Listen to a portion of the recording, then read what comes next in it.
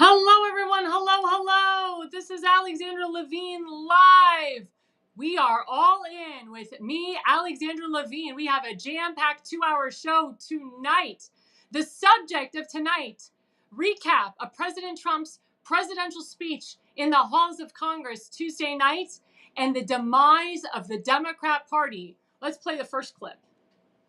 The tyranny of so-called diversity, equity, and inclusion policies all across the entire federal government and indeed the private sector and our military. And our country will be woke no longer.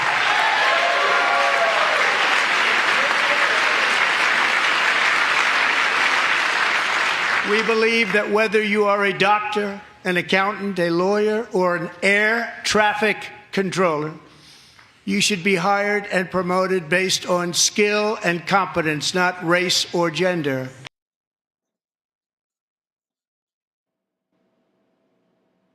And there you have it. That was just one of the main things that President Trump reiterated last night. Getting rid of the DEI hires. Everybody knows that woke, when you have wokeness in your classroom, when you have wokeness in the workforce, it turns everything else to hell. It turns everything to SHI beep. I'm not going to curse on my show, but it's the truth. And I would say the first 30 minutes of the speech was President Trump just laying out the agenda. But of course, the Democrats had to try to have the last word. And we had this horrific congressman. He's 77 years old. He's a Democrat from Texas, Al Green. He stood up in the hall, in the floor of the rotunda in Congress, and he wouldn't sit down, and he was screaming out. We don't even know what he was screaming out. I think it was saying, you're going to kill Medicaid, you're going to kill Medicare, you're going to kill Social Security, which of course President Trump campaigned. He wasn't going to cut Social Security or Medicaid or Medicare. But these stupid Democrats, especially the squad, they had these stupid paddles that said he's going to get rid of Medicaid, get rid of Medicare, get rid of Social Security. Everything he says is false, yada, yada, yada. So Al Green, Representative Al Green from Texas, he kept screaming and screaming. He was holding his cane up. And finally, the Speaker of the House, Speaker Johnson, finally had to tell the congressman the rules of the House and how you cannot be unruly when the president is speaking. And if he continues to be unruly, he was going to get the Sergeant of Arms to remove him. Well, Al Green wouldn't sit down. So again, Speaker Johnson said, Mr. Green, Congressman Green, you need to sit down. You're being unruly. He reread the rules of the House, and Al Green wouldn't be quiet. And Speaker Johnson had to get the Sergeant of Arms to remove Al Green from the rotunda. Let me tell you something. Al Green was paid to do that. Al Green was paid by the socialists, the Marxists, the globalist, communist elitists. He is also bought and paid for by lobbyists and special interests. That's why I can't stand lobbyists on Capitol Hill.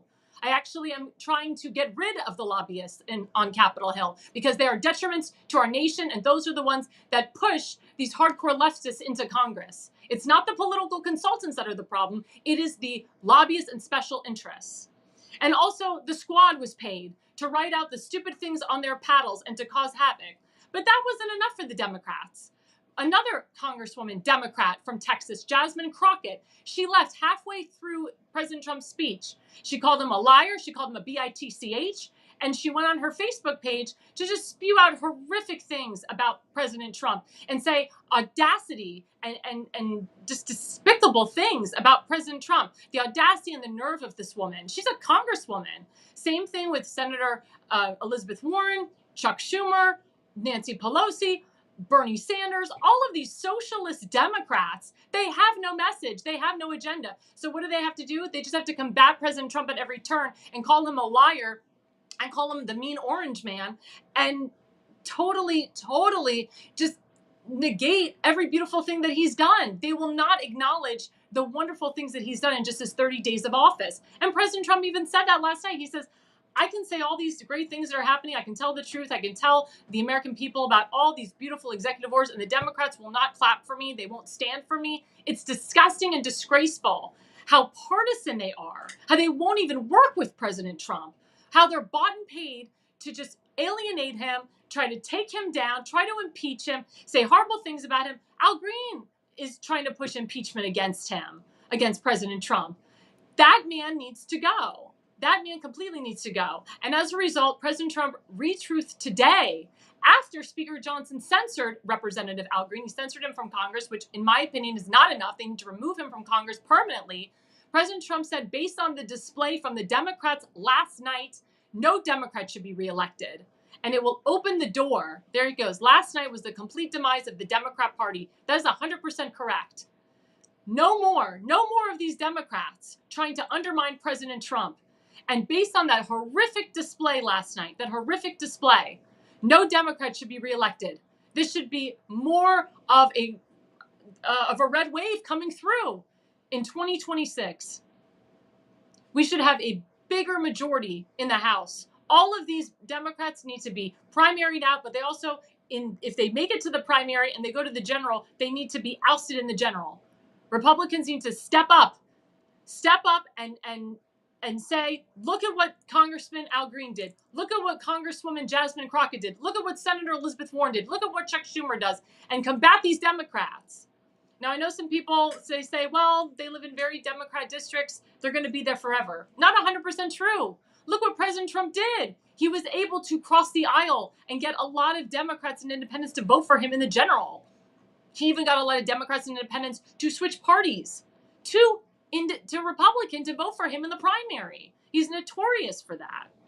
And these are things that we need to look at, especially if you're deciding to run for office. Do not be negative. If you have the message, if you plan it out correctly, and if you are crossing the aisle before you even decide to run, if you're already talking to Democrats and independents, you will win, especially in those liberal seats and liberal districts. We talked about that with my guest a couple nights ago, elected official Tim Fazenbaker in Baltimore County. So again, the disrespect that the Democrats gave to the chamber, to the president, and also, we'll get into it later, the disrespect that the Democrats gave to the guests that were there. They didn't stand up for them. They didn't clap for them. They didn't cheer for them. And we also have another slide I'm going to show about the beauty of the speech of last night. It starts with, I have no words, and we'll bring that up. I have no words to express the sheer awe of what we witnessed this evening. Historic, epic for the ages. The golden age of America has only just begun. That was actually tweeted out by Jerry DeWolf in Maryland. And he's 100% right. It was a beautiful speech last night. And we're going to dissect it through and through this whole 2 hours. But it was historic and it was epic. And all of the accomplishments that President Trump has done in just the first 30 days is no president has ever done this in the history of presidents. I mean, President Trump, the only president he compared himself to was George Washington. He's just like George Washington. President Trump is all about getting our country back on track and moving our country in the right direction. And these Democrats want to move our country in the wrong direction. All they spew out is hate against President Trump. All they spew out is that he's a menace. He's a liar. He's a crook. He's a thief. He's a convicted felon. That's all they can say. They're the thieves. They're the crooked people. And some of them are convicted felons.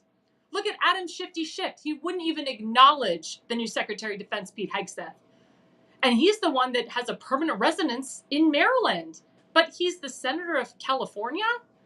Yet he has residency. His children went to college here. His wife works here. But he is the senator of California, but he has a permanent residency in Potomac, Maryland. A lot of these senators and congressmen, they have other residencies throughout the country. We really need to look into it. How much time are they spending in their state that they're elected in, and how much time are they spending in D.C.? Because if they're spending more than 6 months in D.C., they lose their residency. That's the law. And former Congressman Devin Nunes, who's working with Trump, and Kash Patel, the new FBI director, they have a lot of stuff on Adam Shifty Schiff. And I wouldn't be surprised if he goes to jail or something happens to him, because I know they're really looking into him, deep into him. Same thing with the squad as well. Congressman Brandon Gill said that we need to remove Congresswoman Ilhan Omar because she believes in Somalia first. She's a DEI hire. She should be going back to Somalia. Strike her citizenship, if her citizenship's even real and legit. We all know she married her brother. Strike her citizenship and have her go back to Somalia because she believes in Somalia first. She said, I will stand by my country first and foremost. The squad, the progressive Democrats, are the detriments to our nation. The rhinos are detriments to our nation. But again, you really have to look at the horrible display of the Democrats last night. Again, it's just horrific, horrific how they attacked President Trump, how they disrespect him, how they screamed at him, they booed at him, and they didn't applaud him for any of the accomplishments that he's done to better we the people. Now we're going to show you another clip, and maybe you've heard the name Pocahontas, but President Trump called this person out. I'll show the clip. Media and our friends in the Democrat Party kept saying we needed new legislation. We must have legislation to secure the border. But it turned out that all we really needed was a new president.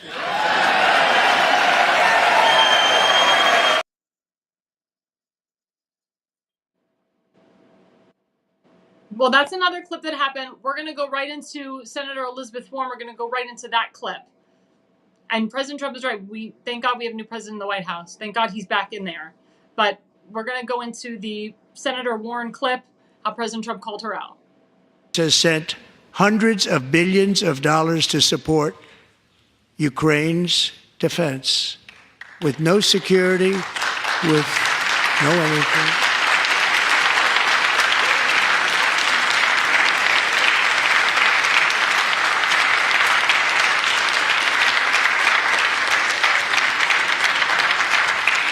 Do you want to keep it going for another 5 years? Yeah, you would say Pocahontas says yes.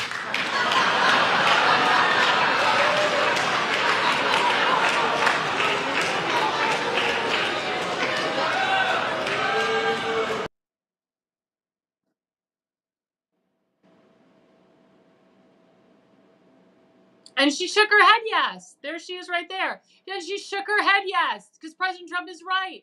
That woman would want to keep us going on in that war for years and years and years and years. She loves Zelensky. You know why? Because she's getting a lot of money the more that we're in this war. That woman has millions of dollars for a position that makes less than $400,000 a year. It's crazy. It's crazy, the corruption from this woman. But she keeps getting reelected in Massachusetts. She keeps getting reelected, and she keeps getting reelected, and she keeps getting reelected. I challenge the Republicans to find somebody who's better, who's stronger, who has the message for we the people, who supports President Trump and his agenda, but someone who also is not afraid to cross the aisle and talk to her Democrat and independent constituencies. Because that is what Republicans have to do in Democrat states, in Democrat districts, to get people to vote our way. Remember what elected official Tim Fazenbaker said last night. He came up with the term, make it your Republican Party. I was actually with him in Baltimore City when we went to that meeting where this black Republican was telling people I'm running for Congress, and he was a black Democrat his entire life. And the people were like, well, wait a minute, you're a black Republican? We can't vote for you because we're Democrats. We're used to voting for black Democrats. So what was the solution?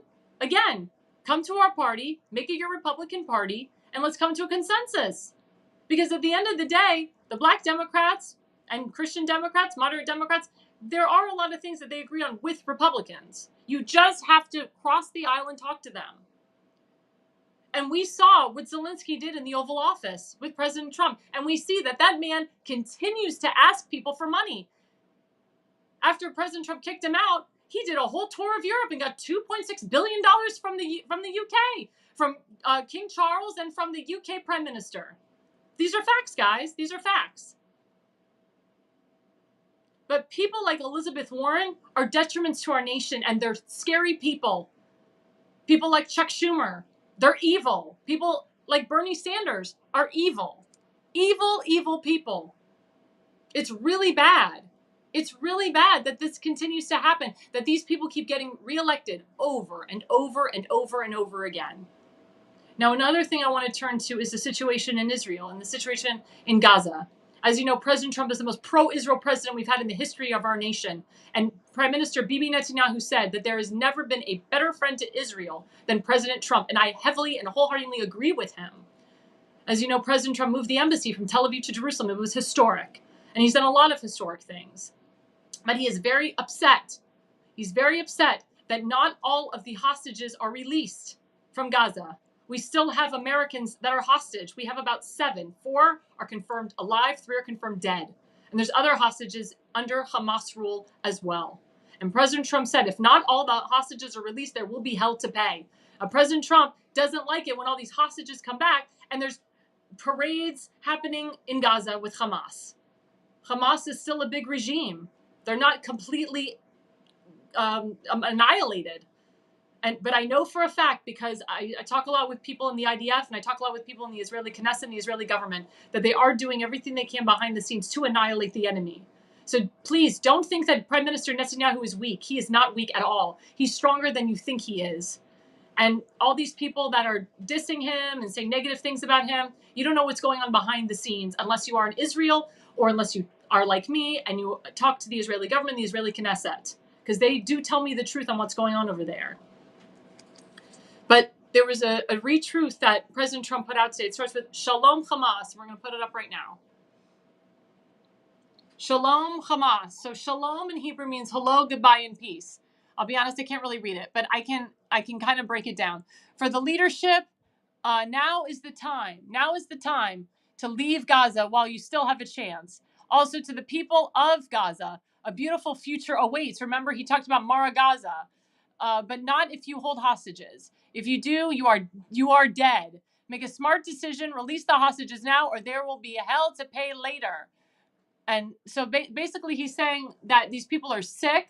They're sick because they killed innocent babies. They burned babies alive. They beheaded babies. They actually killed pregnant women. They ripped out the unborn child from a pregnant woman and cut off the head of the unborn baby. I mean, I've seen the 47-minute video of what Hamas did to the people. It was horrendous. It was worse than the Holocaust. And they've never lost so much life since the Holocaust. But this is what Trump is saying to Hamas. If you do not release all the hostages, not only will Israel come in and really annihilate you all, I mean, they're going to do that anyway. Again, let me remind my audience, Israel, their mission is to annihilate the enemy once and for all and get rid and release all of the hostages. If you remember, Joe Biden wouldn't rescue any hostages. Other congressmen, such as Corey Mills, had to go in there and rescue hostages. My Governor Ron DeSantis, he went in and rescued hostages. Joe Biden didn't do a darn thing. Neither did former Secretary of State Anthony Blinken and all the other people that worked under Joe Biden. They did absolutely nothing. Anthony Blinken is Jewish, by the way.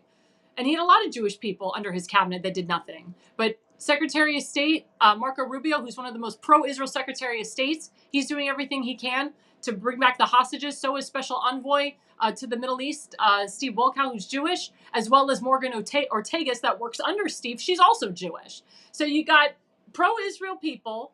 Also, Pete Hegseth is one of the most pro-Israel Secretary of Defense we've ever had in the history of our nation. He's spoken at the Republican Jewish Coalition meetings, and they just don't pick anyone from a hat. You have to be pro-Israel to speak at their events.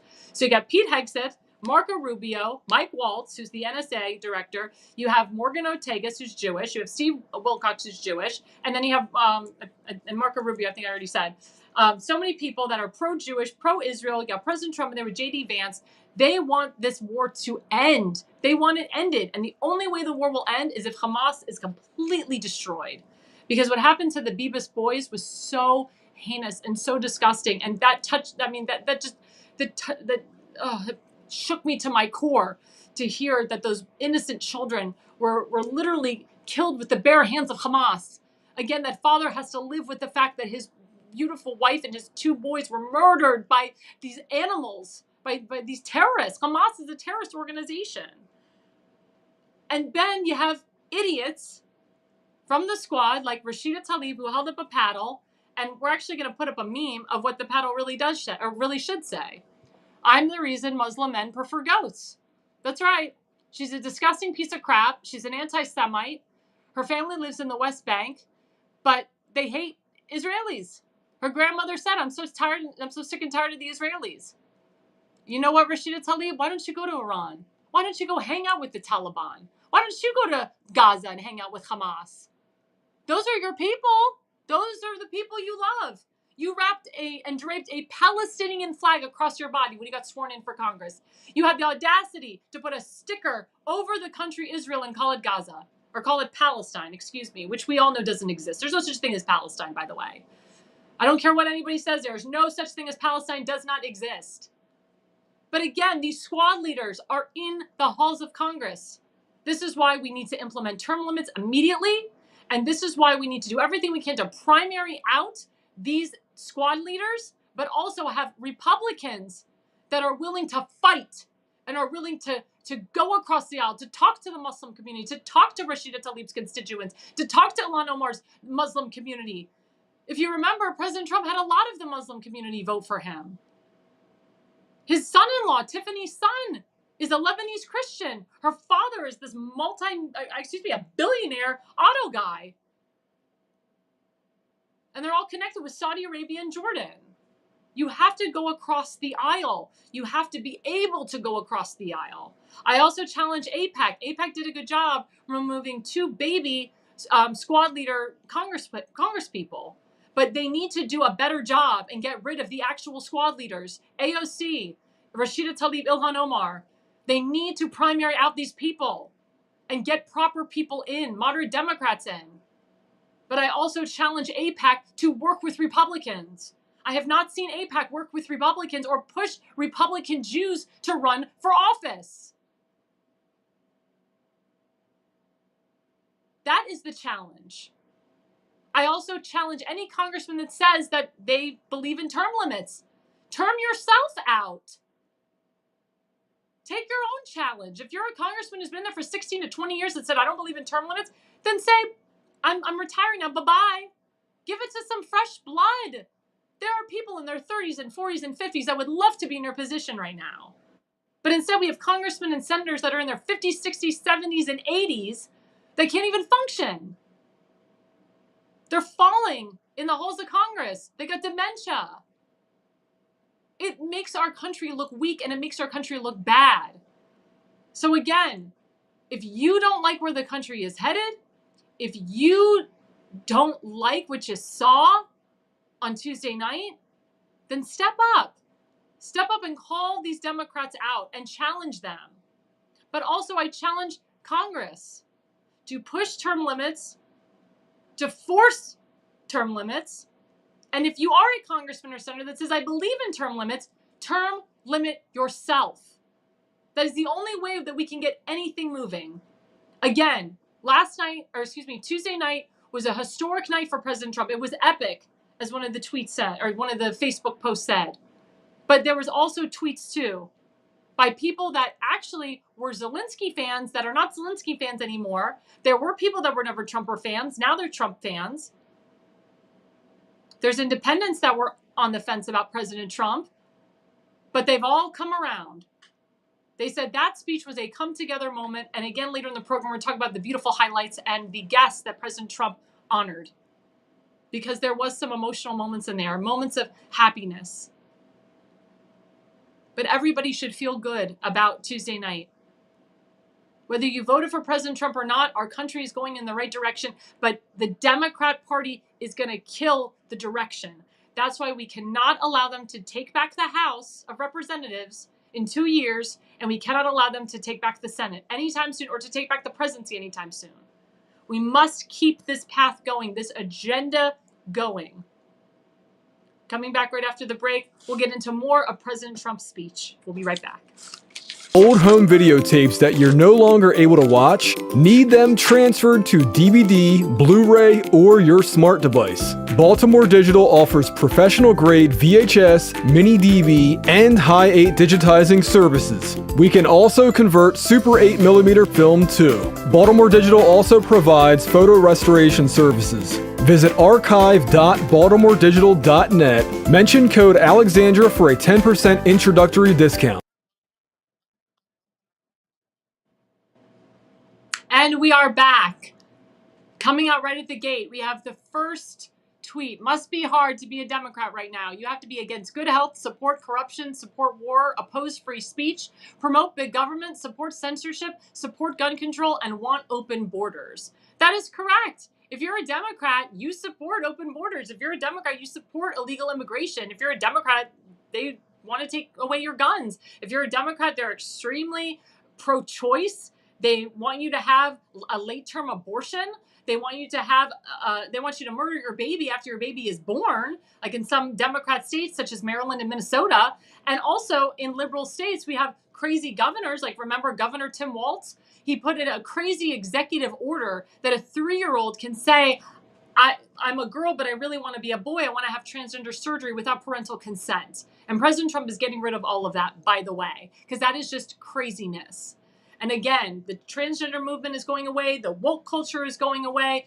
Pete Hegseth is cleaning out the military, and he's recruiting people with merit and people that really love our troops and love to serve under the American flag. He doesn't want people coming in that want to serve under the Ukrainian flag.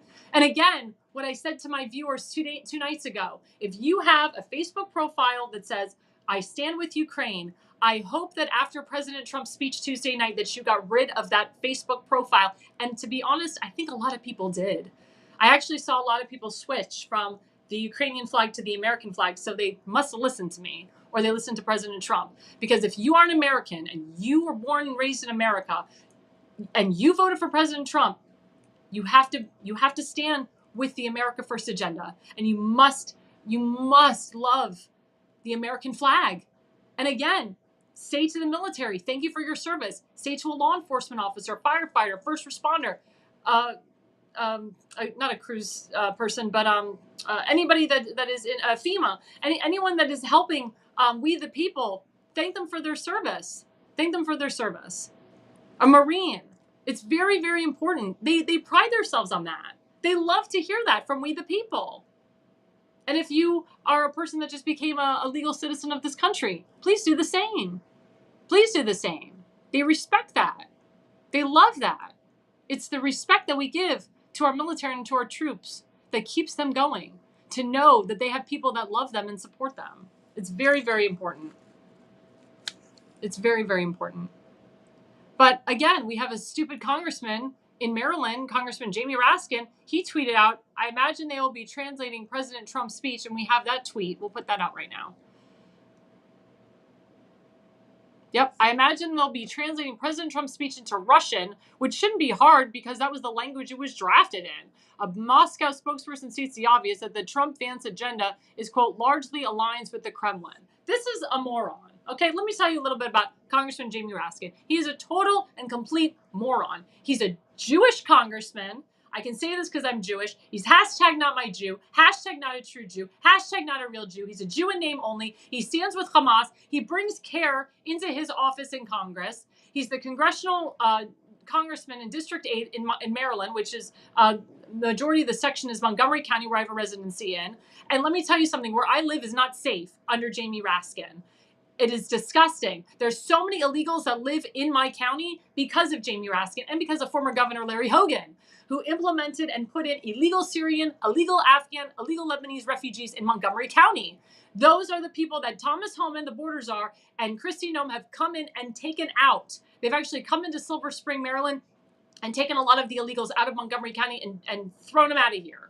And that's what it should be. But this moron, Jamie Raskin, he continues to combat President Trump. He continues to combat the border czar, Thomas Homan, and DHS Secretary Kristi Noem, he should be removed from office. He should actually be in jail. He should really be in jail because his comments are disgusting. Remember, he was the lead attorney who put up the second impeachment against President Donald Trump.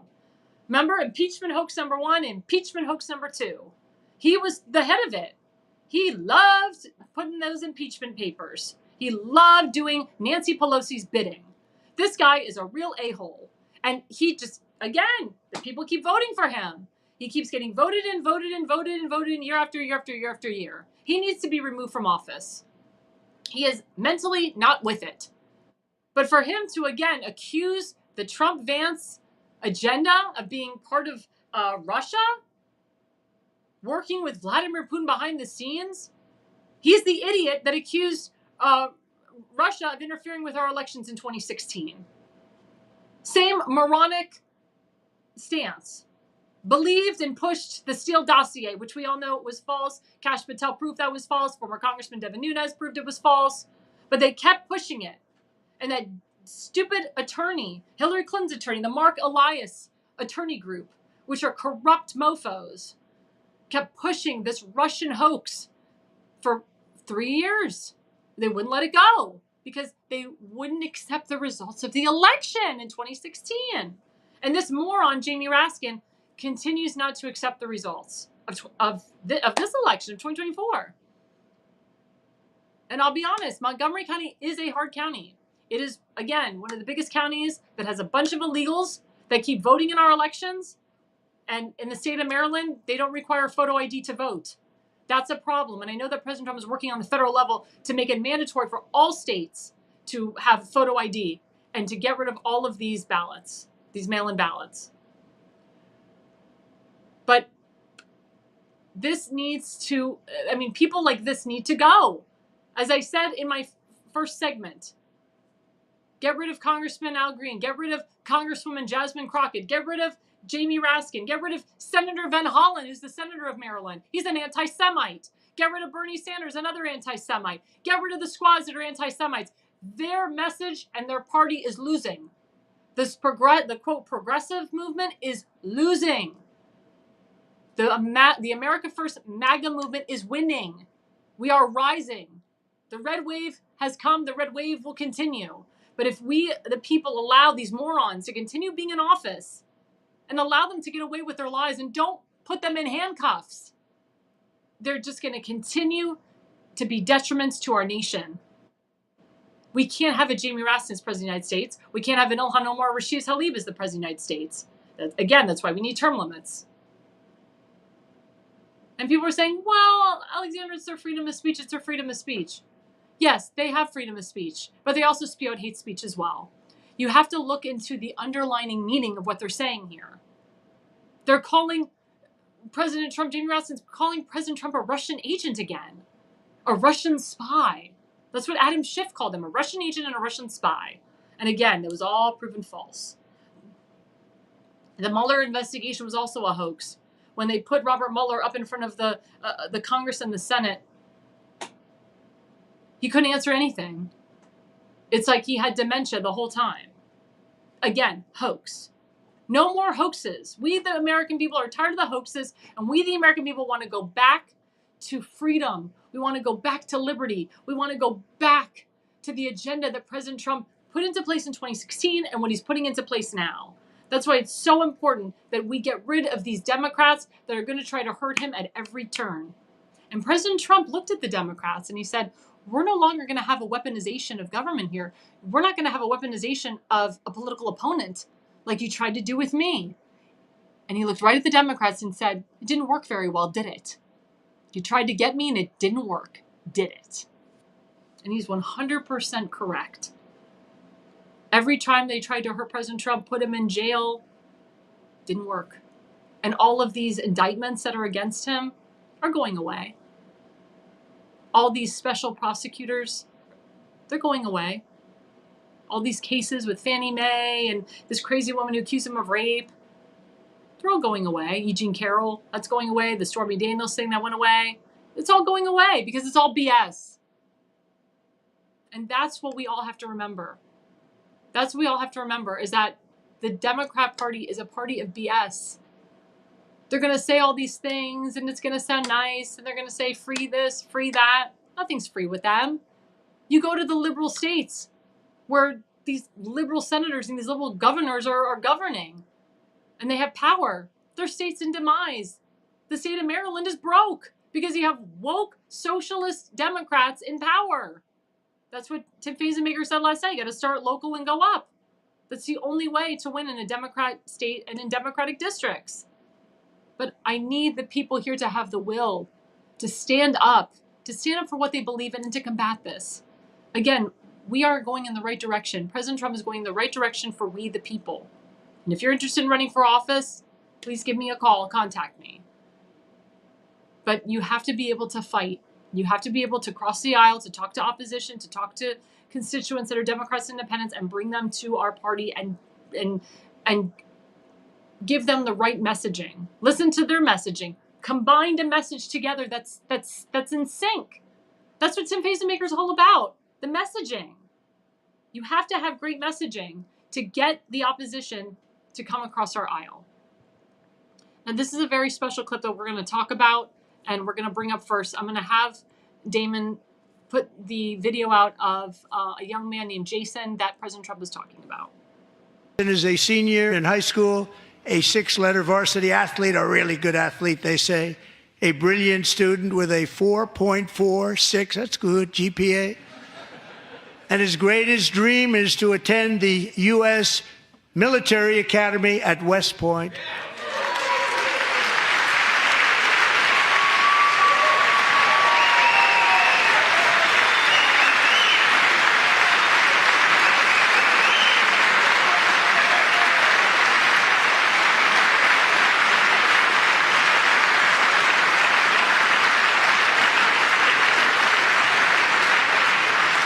And Jason, that's a very big deal getting in. That's a hard one to get into. But I'm pleased to inform you that your application has been accepted. You will soon be joining the Corps of Cadets.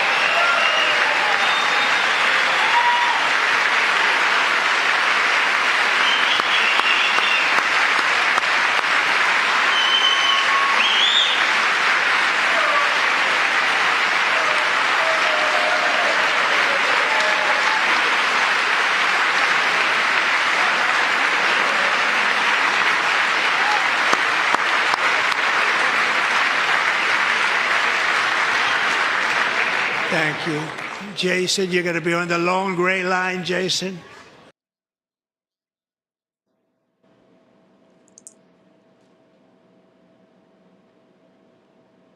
What a beautiful moment that happened in front of the country and the world. Jason got accepted to West Point. Let me tell you something. West Point is one of the hardest schools to get into. You have to have special recommendations from your congressman, from your senators in order to go. My brother-in-law, he went to West Point. Congressman Wesley Hunt from Texas, he's a graduate of West Point. For that young man to hear that from the President of the United States last night, it made me emotional, but happy for him, emotionally happy for him. Not one Democrat stood up for him. Not one Democrat clapped when that was announced. Not one Democrat said, good job. Not one Democrat came up to him and his mother and said, congratulations. That is the Democrat Party of today. Again, this is one of the best honors to be going to West Point, to get accepted to West Point. And Jason is our future. Maybe he'll be the next Secretary of Defense. Maybe he'll be our next congressman and our next senator. Maybe he'll even be the next president of the United States. You never know. But this was a historic moment for Jason and for his mother. And the Democrat Party didn't think that it was okay to stand for him and clap for him and congratulate him and thank him. No, they abstained because of their hatred for President Trump. They were upset that President Trump announced this beautiful accomplishment to this young man, that this happened under President Trump's watch. I don't remember during any of Joe Biden's speeches him saying, we have someone who's getting accepted to West Point, or someone who's graduating from this grade school and that grade school. Everything was very negative with Joe Biden's speech. And even Speaker Johnson said on a hot mic, he said, oh my God, I couldn't even deal with being behind Joe Biden for an hour and a half. It was just a campaign speech. But this is the difference now between the Republican Party and the Democrat Party. I have a friend who's a Democrat in Maryland. He's not, I'll be honest, he's not really a Democrat in his heart. He's really a Republican. He was a Republican. He switched to Democrat to run for office in Maryland. But after seeing that despicable display of Democrats, he said to me, you know what, I think I'm just going to change parties back to Republican because of that. He said, I would rather be with a party that stands with me and my principles than be a part of a party that doesn't. He said, I did change parties to run for office in Maryland, but that party really doesn't stand with me. And there was a lot of other of my colleagues and friends last night that said the same thing. A lot of my friends that are independents, they're switching to Republican now because they saw the difference last night between President Trump and the Democrat Party. And I'm glad that President Trump did call out Pocahontas and did call her out for wanting to continue in our wars. Because she just wants us to be the gravy train and continue to give billions and billions of dollars to Zelensky. We've given him $350 billion. What more can we give this man? What more should we give this man? This man won't even come to the table. He won't even sign a ceasefire agreement. Now, after he gets billions of dollars from the UK, from Europe, now he's ready to come to the table. Kissing butt with Trudeau, now he's ready to come to the table. Kissing butt with Macron. Macron says we need to continue funding the war. We should end this war. Yeah. When you get money from your European friends, billions of dollars from European friends, now you're ready to come to the table with the United States. But again, President Trump isn't stupid.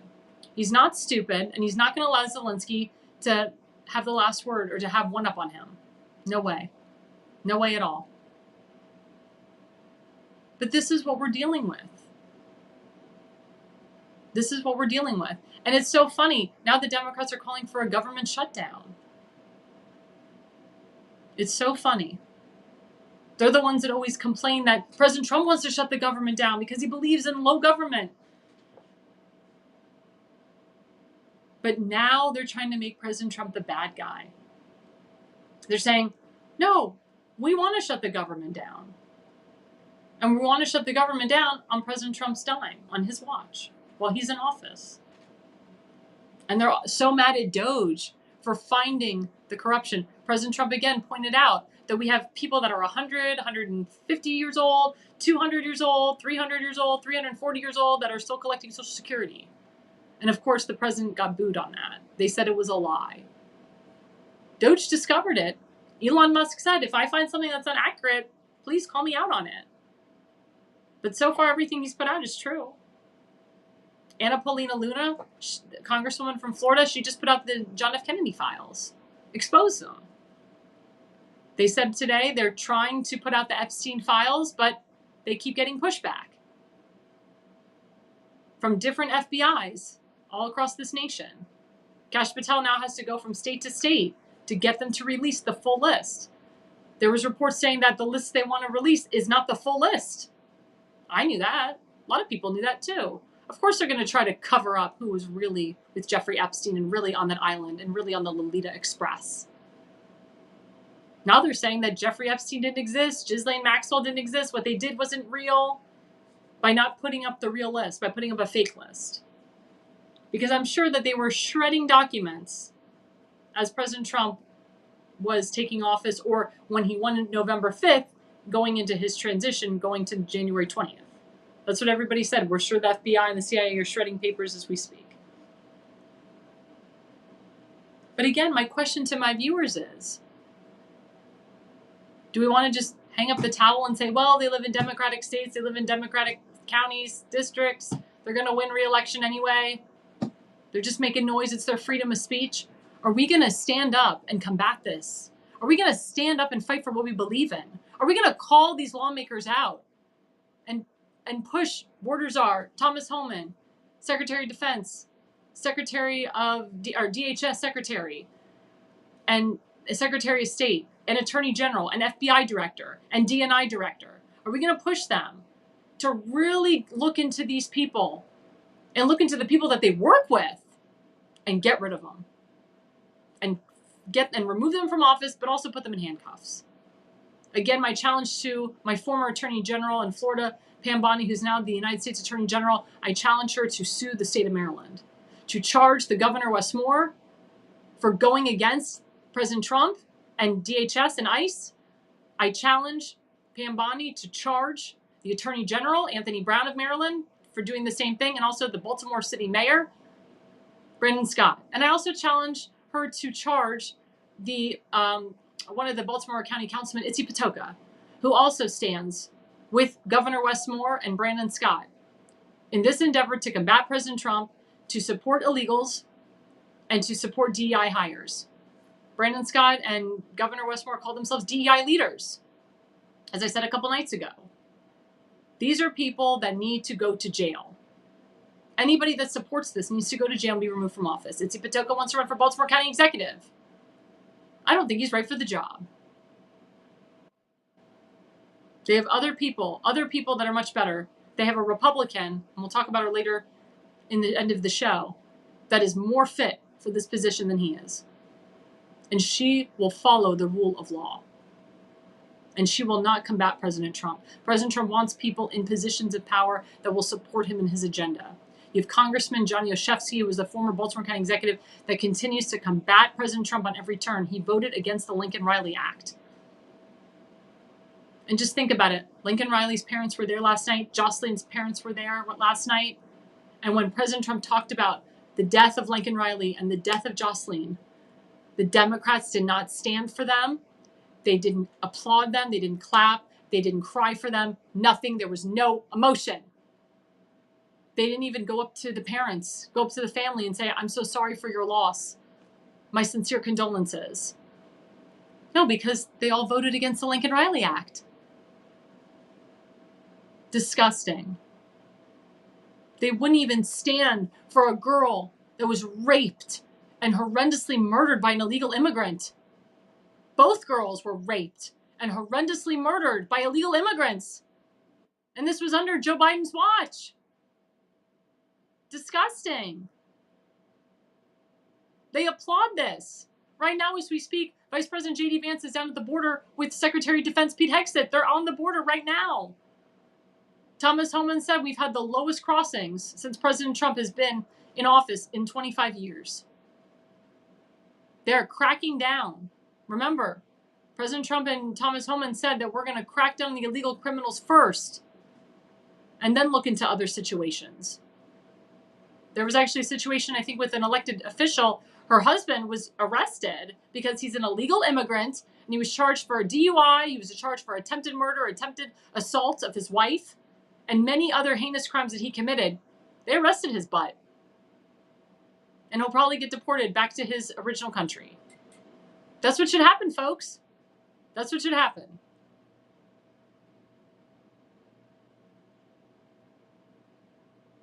But I can't understand why the Democrats would not stand and applaud a young boy, Jason, who probably worked his whole life and probably said to his mom, all I want to do is go to West Point.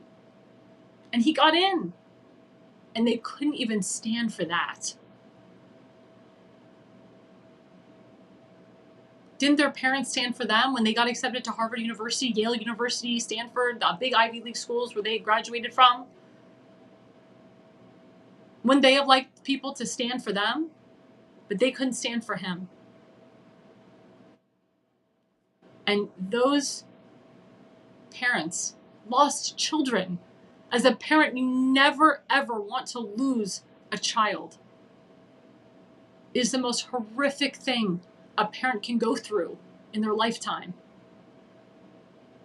All those congressmen and senators, they're parents. Once you lose a child, once you lose anybody, they never come back. Lincoln Riley's parents, Jocelyn's parents have to live with the fact that their daughters are not coming back. and that their daughters were murdered by illegals, illegal criminals that were arrested, released, arrested, released, arrested, released, went back to their countries, found a way back to America to kill these innocent girls. So horrible that not one Democrat stood for the lives of those girls. The pain that those parents are going to have to suffer for the rest of their lives. It doesn't go away. We could be not celebrating, I want to say that word. We could be memorializing the girls for 14 years, and the parents are still shocked, saddened, dismayed, horrified, having nightmares over it.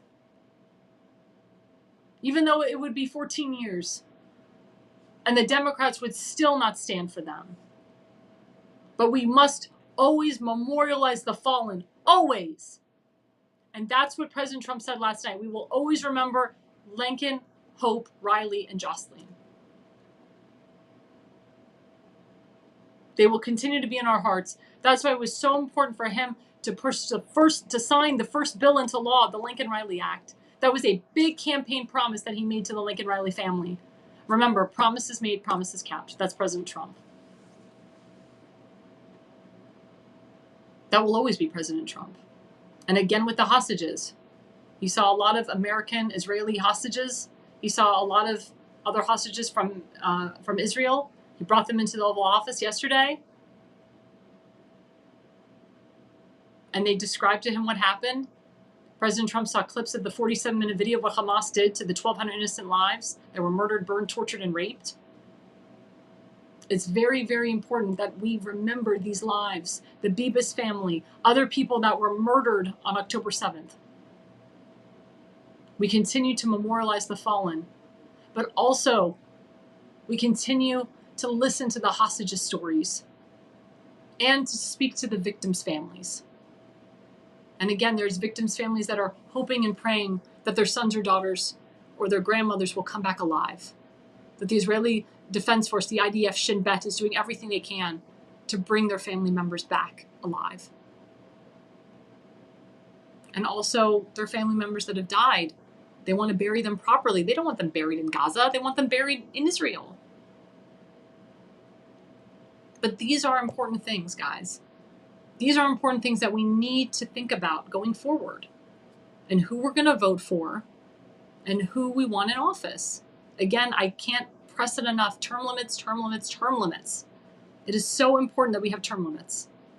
I know it's a task that will be hard to accomplish, but I believe that if all of us get together, if there's enough noise, like Tim Fazenmaker said a couple nights ago, if we all just continuously flood congressmen and senators' mailboxes and the president's mailboxes and the cabinet's mailboxes with things that we the people voted for and we the people want, it eventually makes noise, and eventually things get done, and eventually our prayers are answered. But again, the Democrat Party did not stand for Jason. They didn't stand for Lincoln Riley, and they didn't stand for Jocelyn.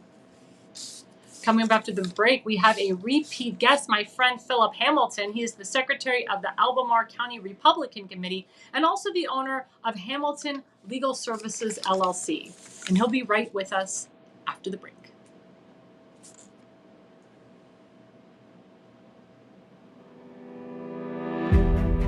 Hi, I'm Alexandra Levine. I'm a professional opera singer, actress, TV, and radio personality. Since 2015, I've been a volunteer, a field director, and a campaign manager, learning the ins and outs of the political world. That's why I became a political consultant. My job is to lead you to victory with organization, structure, and the mindset of winning for your district or state. With my guidance and direction, I can keep you focused on the things that matter to the people and advise you on key issues that need to be addressed. If you're a serious candidate that is serious about winning, then book a consultation with me today. Go to levineconsulting.co. You'll be happy you did.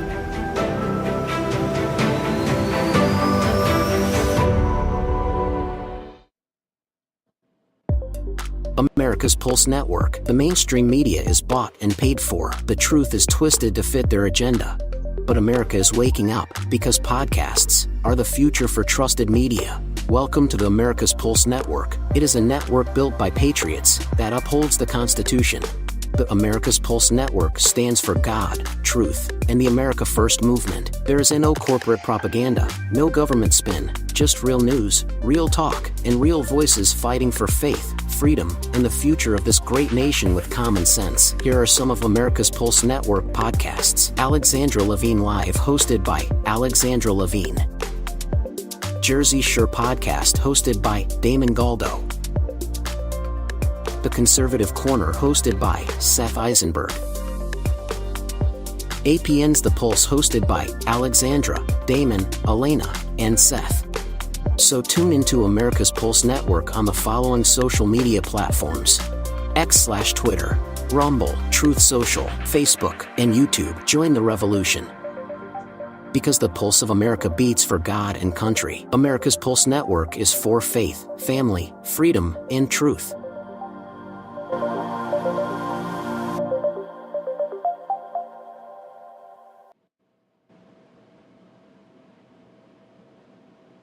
And that is our special guest, Philip Hamilton. Oh my God, I couldn't say his name.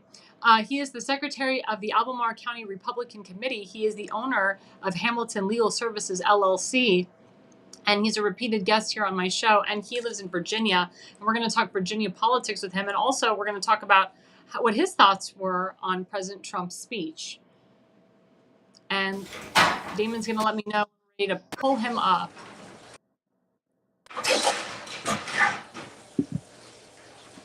So we're waiting for Mr. Hamilton. So while we're waiting for him, the previous commercial, I'm a political consultant. I own my own political consulting firm, LevineConsulting.com with my website. I was actually the political consultant for Philip Hamilton. I'm currently the political consultant for elected officials in Faison Baker and many others nationwide. I'm a nationwide political consulting firm. And this is my second year anniversary being a political consultant. I was a campaign manager for 5 years, learning the ins and outs of the political world, and decided to take my expertise into not only working for one individual, but working for multiple. So we're going to actually cut out of Phil until he can get his picture back up. Maybe we can mute him a little bit or kind of phase him out. There we go. While he gets his picture back. Definitely, Philip, log out and log back in, and that would be great. And hopefully we can get you back on. We're just having a little bit of technical difficulties, folks, but we'll get Philip back on, and it'll be great. But anyways, I was saying, so I was a campaign manager for 5 years, decided to become a political consultant because I wanted not just to work for one campaign, but to work with multiple campaigns. I mostly work on the state and federal level, but I am working on local races as well. I actually helped work on school board races in Washington County and Frederick County. I helped with the Hagerstown City Council. My friend Sean Flaherty is the only Republican on the Hagerstown City Council. We interviewed him at CPAC. And also the mayor of Hagerstown is a Republican. He was actually, there was a Democrat before him, Tanisha, who was horrible. And then he comes in. So there's really a Republican mayor in Hagerstown. And then my friend Sean Flaherty, who's the only Republican on the Hagerstown City Council. So that is what is happening, going on across the country. So again, I work on all different levels. I work with Democrats. I need to rephrase that. I do not work with Democrats. I work in districts that have had Democrats, that have switched aisles, that have switched parties, that become Republicans. And I have worked with a lot of Republican moderates as well. But my consulting firm is only people that believe in the America First agenda, that believe in the MAGA movement, that support President Trump, that want to push his agenda forward. And I'll be honest with you, and we said this with Tim a couple nights ago, is there are a lot of modern Democrats that are actually better than the rhinos of this country. There are. because you can talk to them and you can get them across the aisle. Again, President Trump reached out to moderate Democrats. He reached out to independents. He reached out to people of different faiths, such as Jewish people. He reached out to the Black community, the gay community, the trans community, who not necessarily, they don't always vote Republican, but he reached out to them in the general. He even reached out to them during the primary. He reached out. He's been campaigning for 4 years before. And he said, what do you have to lose? And as a result, they crossed his aisle. They totally crossed his aisle. And as a result, President Trump won the entire Rust Belt. So it's very important. It's very important that if you live in a Democratic district, Democratic state, don't be afraid. Don't be afraid to cross that aisle. Don't be afraid. Because if you want to win, you got to say to the opposition, what do you have to lose? I also work with the Jexit organization, hashtag Jexit, Jexit Inc. The spokesperson is Siggy Flicker. The founder and president is my good friend, Michelle Lebin-Terrace. We have been astronomical in getting Jewish people to literally hashtag Jexit the Democrat Party, never look back. And Siggy Flicker is very close to President Trump. She's a member of Mar-a-Lago, but she has the president's ear in regards to Israel and in regards to Jewish affairs. So does the whole Jexit movement and the whole Jexit organization. We're very close to President Trump. And we love the fact that he picked Mike Huckabee to be the Israeli ambassador. It is very, very important that we have a very good ambassador who supports Israel. Mike Huckabee's been to Israel for 30 plus years. And, you know,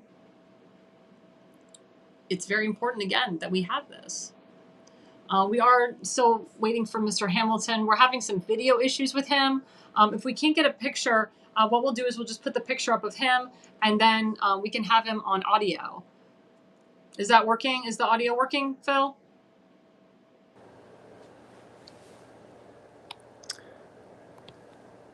Well, good evening. Good evening. Good evening. I'm so sorry we couldn't get your picture up. Can you hear me? Hey, I can't hear you. Oh, you can't hear me. I can hear you. No sound.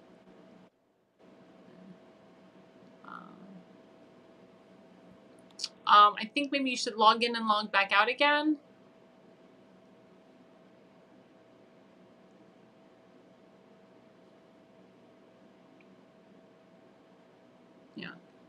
Yeah, Damon said to do that. I'm so sorry for the technical difficulties, guys. Again, as I said, we are working with a new system. We've been using StreamYard forever. We have switched to Restream. The reason we switched to Restream is because you can stream a lot more. You can stream a plethora of different media outlets, such as, you know, YouTube, Rumble, True Social, etc. And like I said, if people like our guests have not used Restream in the past, you know, sometimes it can be a little bit challenging the first time. I know when I first used Restream, it was challenging for me a little bit. But unfortunately, the audio keeps coming in and out. So again, both of us are working with this new software at the same time. Again, we're using StreamYard, but we found out that Restream is much better. And by doing that, that has actually helped. It's given us a lot more viewership. We actually doubled our viewership. Thanks again for Tuesday night. We have had a plethora of support. We had 20,000 people that supported our America's Pulse Live Twitter, and we had 20,000 views for people to follow our Twitter page, and we did phenomenally well. I mean, combined with me and Tim on Tuesday night, we had thousands and thousands and thousands of viewers and thousands of replays. So thank you all for that. Thank you all for that. Phil, I just want to say, can you hear me now? No, he can't hear me. Is there a way, Damon, that he can call your phone and then you can put the phone up to speaker and have him on? Can we try that route?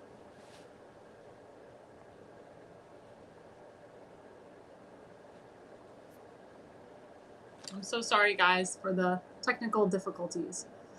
But I'll talk a little bit about what's going on in Virginia. So in Virginia, we have a governor's race right now. As you know, Mr. Youngkin is, is termed out right now. Hey. Oh. Yeah, well, it's unfortunate we're having these we can hear you guys. I can hear you. I can try one more time on my phone because I've been doing it from my iPad.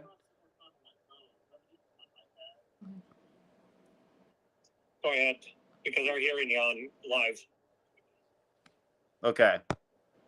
Yeah, we're live, guys, so you can mute yourselves, and then when you guys get that fixed, then there we go. Yeah, so Phil is going to call Damon, and then Damon's going to prompt him up. Again, sorry about the technical difficulties. Thank you guys so much. Again, thank you. Thank you for our show.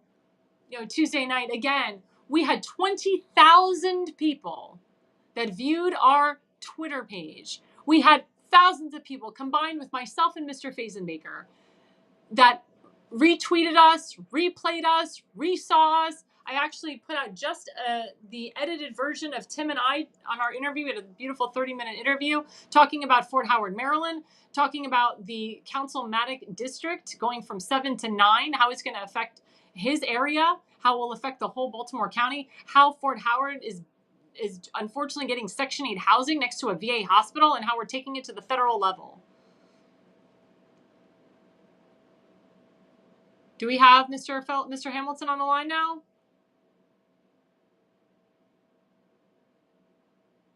So again, as we're still waiting for Philip, I'm going to talk again. Oh, I see a picture coming up.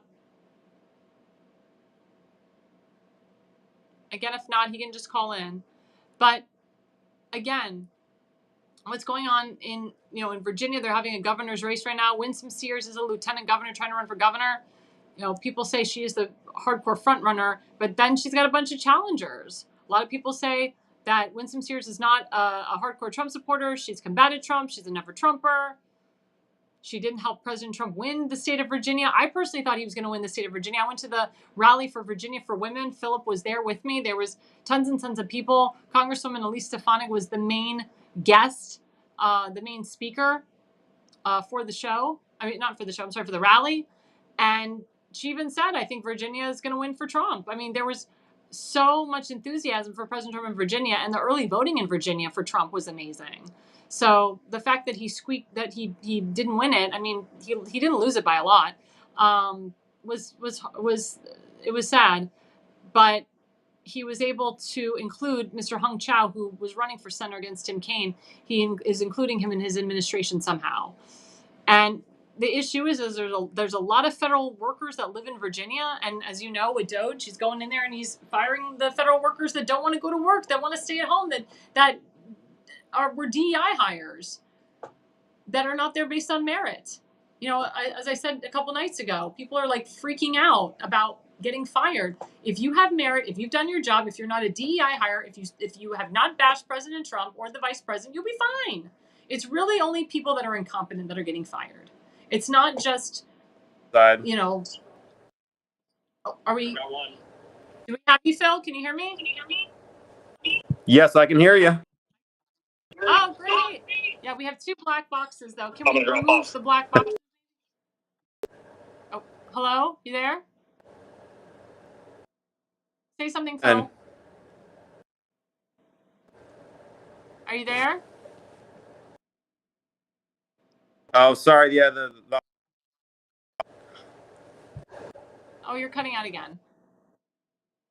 Are you with Damon right now?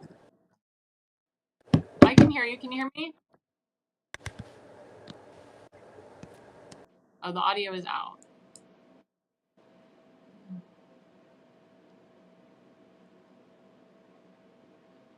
Damon, can he call you and you can put him on speaker and have him on? That's the only other option.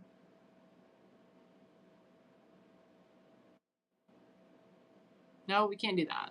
Okay. Well, those gentlemen are going to figure it out. Again, I'm so sorry we are having technical difficulties. As I said before, we are using a new streamline. We're using Restream instead of StreamYard.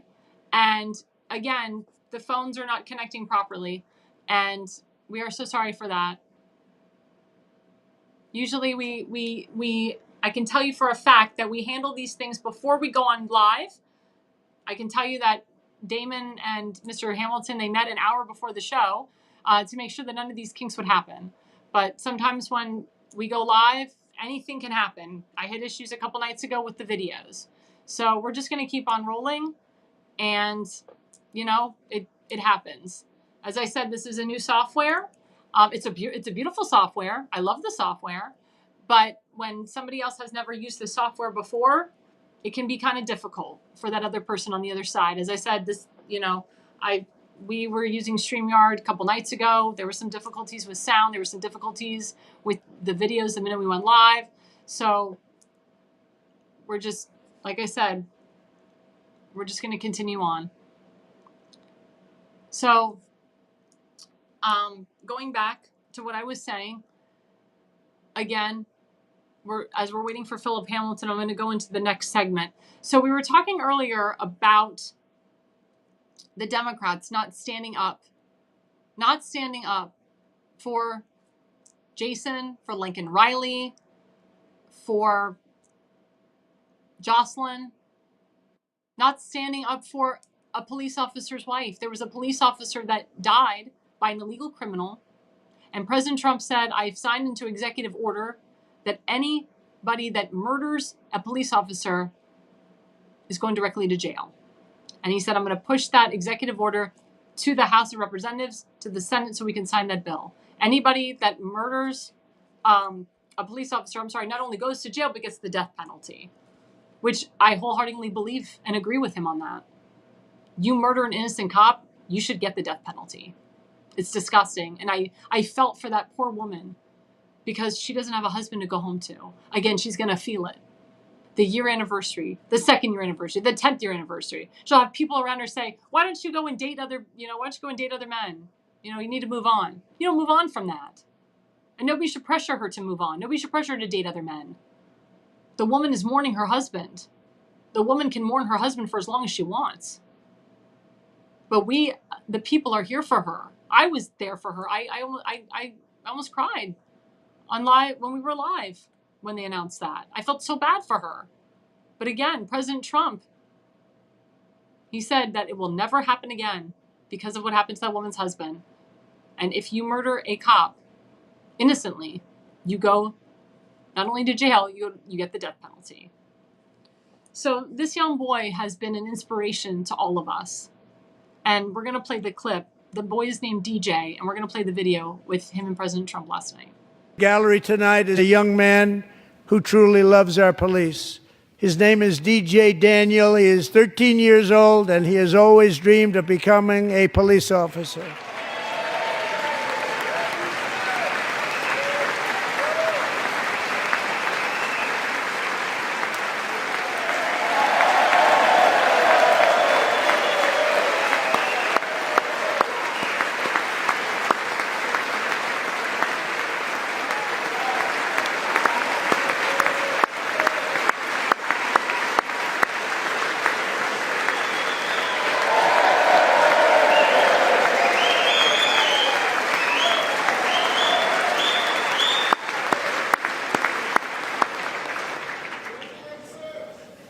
But in 2018, DJ was diagnosed with brain cancer.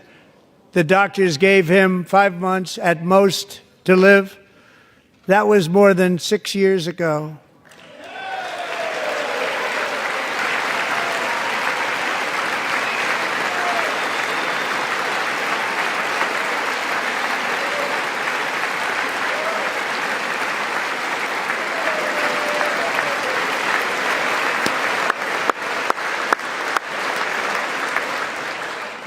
Since that time, DJ and his dad have been on a quest to make his dream come true, and DJ has been sworn in as an honorary law enforcement officer, actually a number of times. The police love him, the police departments love him. And tonight, DJ, we're going to do you the biggest honor of them all. I am asking our new Secret Service Director, Sean Curran, to officially make you an agent of the United States Secret Service.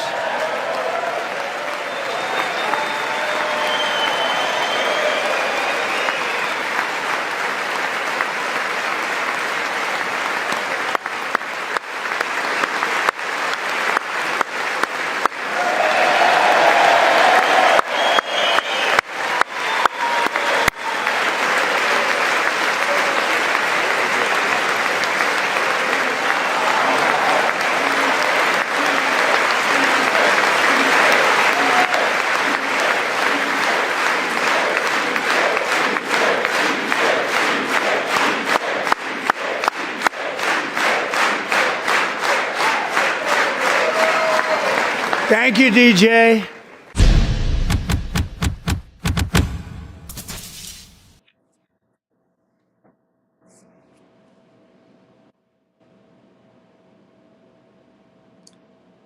Let me tell you, that was the most touching moment from the whole speech. This young man, this 13-year-old boy, DJ Daniels, is now a United States Secret Service agent after he was diagnosed with brain cancer and told he only had 5 months left to live. He has become such an inspiration to so many young men and women out there. What he has had to overcome for this moment. And let me tell you something, I know grown, I'm going to say ass men, grown men like Paul Bunyan men, very alpha male, very tough men, strong men, very, men that are kind of demanding to their wives and their girlfriends. They were crying last night. They were shedding tears because this was such a beautiful and emotional moment. Out of all of the Democrats that stood up for him, we found only one did. Only one Democrat stood up for that boy. Disgusting and despicable. And we actually, I'm going to have Damon pull up the slide. They didn't stand for the boy. Let's pull it up. They didn't stand for the boy with cancer. They didn't stand for the family of a little girl who was murdered. That was Lincoln Riley. They personally do not stand for anything. That's about the Democrats. And we're also going to put up the slide when you can't even stand. Let's see that slide. When you can't even stand and cheer for a courageous boy who's fought cancer for 6 years, you have lost your soul. Now, I personally put out that meme on X. I got 150,000 views. In addition to the retweets that I got, but 150,000 people viewed that meme. And they all agreed with me. And I put on Facebook too, and I had like 500 people on one group on Facebook and thousands of people on Facebook comment about how the Democrats had no soul for not even standing up for that young boy. That, again, is an example of how the Democrat Party is going down the toilet and their demise. By not even standing for a 6-year-old boy with brain cancer who was told he may only have 5 months left to live. And now he's a United States Secret Service agent. The head of the Secret Service gave him his badge on Tuesday night. And he actually, DJ and his father and the entire family went into the Oval Office yesterday. So it's really disgusting. It's really disgusting what the Democrat Party did. How this young boy didn't know if he was going to live or die. And now he has the chance to really live his life by being a Secret Service agent. He wasn't expecting that to happen. That was completely unexpected. And for President Trump to announce that beautiful accomplishment. Again, the Democrats did not want to give President Trump any accolades for that. Only one Democrat stood up. Only one. Disgusting, despicable. And remember, you had Democrats that left in the middle of his speech. So they didn't even get to witness that beautiful moment. They didn't care. They didn't want to. The squad members holding up the paddles, they wouldn't get off their butts to applaud a young man who survived brain cancer. God forbid they stood up. God forbid they acknowledged this. That's what we're dealing with at the Democrat Party. That alone should tell you not to vote for a Democrat. That alone should tell you to leave #Jexit the Democrat Party and never look back. Never look back. And I'm going to show a clip right now of it's a video of the guests thanking the president for having them there. Let's show the clip.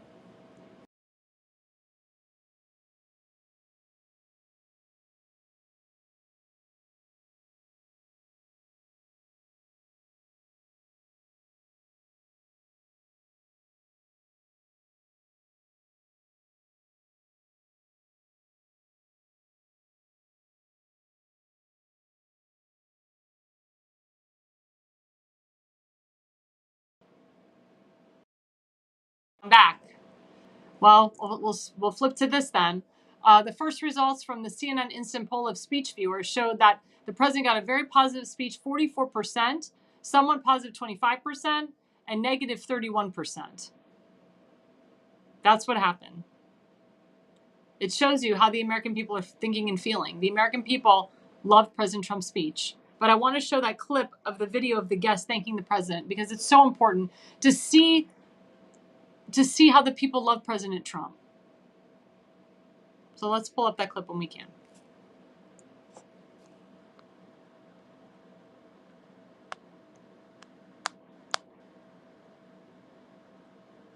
We had the clip. I guess we don't have it anymore. So we're not showing that clip. So the clip was very beautiful because it was a thank you to President Trump by all of his honored guests. Lincoln Riley's family, Jocelyn's family, DJ's family. Dear President Trump. Dear President Trump. Dear President Trump. Dear President. President Trump. Mr. President. I would like to thank President Trump because if it wasn't for him, I wouldn't be here today. To President Trump, I just want to thank you for taking the steps to protect vulnerable children like my daughter. And on behalf of all parents, I want to thank you for giving us hope. President Trump, thank you for what you've done for America. Thank you for putting America first and doing the things that you promised to continue to ensure the manufacturing vibrancy of the steel industry. Thank you, President Trump, for giving me this opportunity to be a light for foster care community and the adoption community. We thank you for saving our jobs. I have my job back because of you. Anyway, genuinely, it means the absolute world to me and every other female athlete and just female in general because you have just absolutely been a champion and stood up for us and fought for us and have listened to us. Thank you for honoring Jonathan, for continuing his story, for representing law enforcement. I just want to thank you for everything that you've done since my husband passed at the rally. You've been so wonderful to my family, and I'm so grateful. I want to thank you for making sure this country does not forget my dad and the sacrifice he made. Thank you for all of the support. I just want to thank you for involving our family. It's meant more than you could probably ever imagine. I want to thank you very much for the things that you have done and that are doing for the American people to bring things back to America, America first. Thank you to the First Lady and Mr. President for giving me an opportunity to share my story and ensure that no one has to go through this nightmare.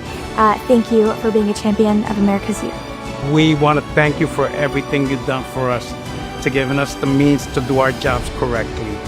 And because of you, we're keeping the border much safer than it was before. Thank you so much for this opportunity. I'm really looking forward to tonight at the address, and thank you so much. From the bottom of my absolute heart and my family's heart, we truly appreciate everything that you've done for us, and it means absolutely the world to bring justice to my daughter, to Jocelyn, and to every other family to not have to go through what we're going through. From the bottom of my heart, thank you for everything.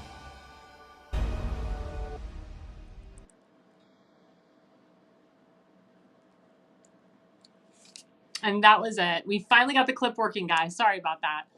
But yeah, I mean, that was right before the address. All the guests thanking President Trump for bringing them on.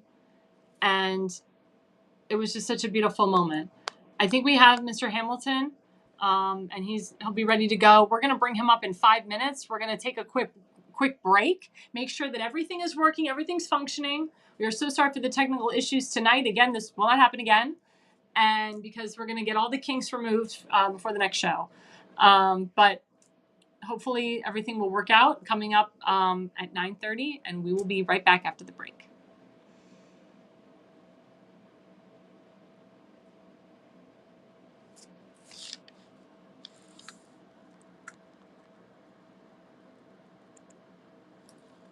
The America's Pulse Network. It is a network built by patriots that upholds the Constitution. The America's Pulse Network stands for God, truth, and the America First movement. There is no corporate propaganda, no government spin, just real news, real talk, and real voices fighting for faith, freedom, and the future of this great nation with common sense. Here are some of America's Pulse Network podcasts. Alexandra Levine Live, hosted by Alexandra Levine. Jersey Shore Podcast, hosted by Damon Galdo. The Conservative Corner, hosted by Seth Eisenberg. APN's The Pulse, hosted by Alexandra, Damon, Elena, and Seth. So tune into America's Pulse Network on the following social media platforms: X/Twitter, Rumble, Truth Social, Facebook, and YouTube. Join the revolution. Because the pulse of America beats for God and country. America's Pulse Network is for faith, family, freedom, and truth.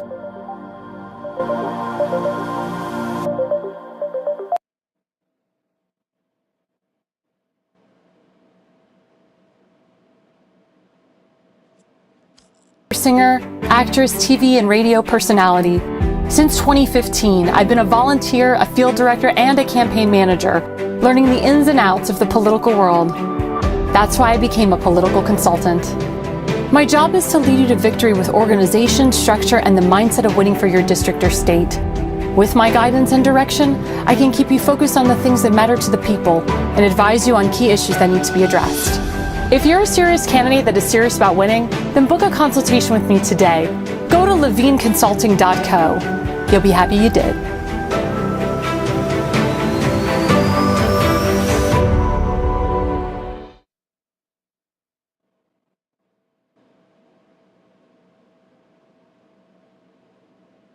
And we are back with our special guest, Philip Hamilton. He's the secretary of the Albemarle County Republican Committee and the author of Hamilton Legal Services, LLC. Can you hear us? Can you hear me? I can't hear you. Yes, I can hear you. We're good. Yes. Oh, thank God. Oh, my God. It only took a half hour. No, we're good. That's right. Yeah, we got the kinks figured out. Sorry. Thank you for bearing with us again. It is a new software, and we thank you so much, and thank you for sticking with us. Absolutely. Awesome. So again, Philip, so you're a repeated guest on my show. You've done such great work, since the last time we talked. Please tell us right now currently what you're doing in Albemarle, and tell us, or tell my audience, the current things that are happening in regards to the governor's race.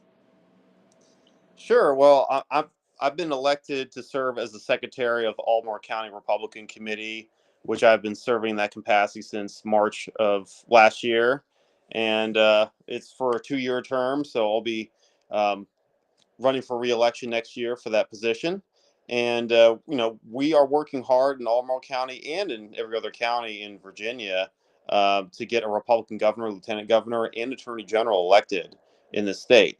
And as many know, every year there's an important election going on. So this year we have all of the House of Delegates up for election, in addition to governor, lieutenant governor, and attorney general.